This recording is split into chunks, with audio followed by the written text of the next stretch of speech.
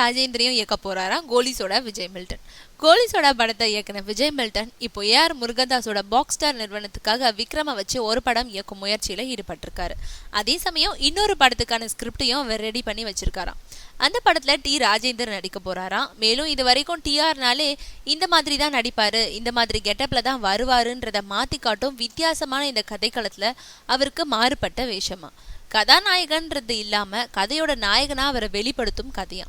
அதனால ஒருவேளை இப்போ தான் விக்ரம வச்சு இயக்கும் படம் கொஞ்சம் காலதாமதம் ஆக நேர்ந்தா அந்த இடைவெளியில டிஆர் நடிக்கும் படத்தை ஆரம்பிச்சுட்டு வரான் விஜய் மில்டன்.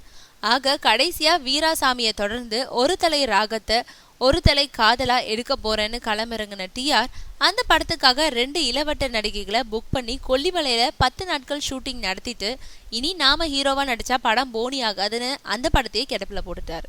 அதோடு கடந்த 2 வருஷங்களா நடிப்பு ஆசையை ஓரங்கட்டி வச்சுட்டு பின்னணி பாடிட்டு வரும் அவருக்கு இப்போ திடீர் ஹீரோ வாய்ப்பு கிடைச்சிருக்கிறதுனால சந்தோஷம் தாங்க முடியாம இருக்காராம்.